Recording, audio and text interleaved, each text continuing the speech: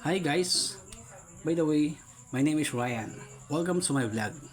Kwento ko nga lang pala sa inyo guys, yung masayang biyahe namin ng team nasa rent. OTW nga pala kami sa Pampanga. Nagpapasalamat kami sa nagtiwala sa amin.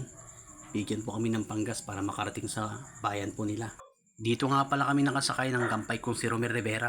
Sa mga oras nga ito guys ay nagbibideo po siya dahil vlogger din po yan. Ang pangalan po ng account niya ay Romela Vlog. Pakihanap nyo na lang po mga idol. Nandito nga po pala kami sa bundok. Napakalamig at Nueva Ecija po yata ito. Narating na nga natin yung tulay na mag-asawa. Yun ang tawag ko. Hindi ko po alam sa iba. Basta kayo na lang ang humusga mga kataropa.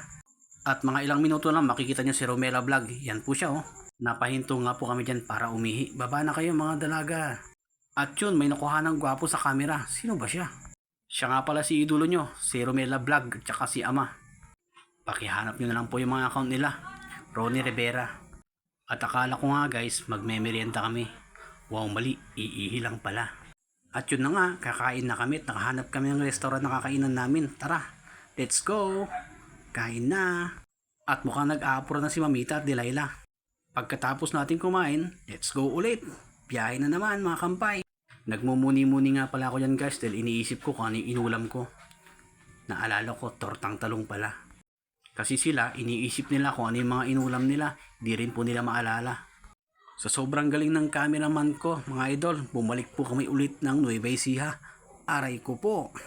Pero wag ka ha, lamig dito kaya. At yan na nga, tambahay na ulit. O Kampay Romel, iabot mo na kasi yung pangpainit ni Ama. At yun na nga, nakahanap kami ng kainan ulit. Let's go, kain ulit. At pagkatapos kumain, narating na po namin yung mimisyonan namin. Yan na nga po si Ama, si Mamita at si Delilah. Yun, gutom na raw sila. At sa mga oras na yan, nawawala po si Romel Rivera.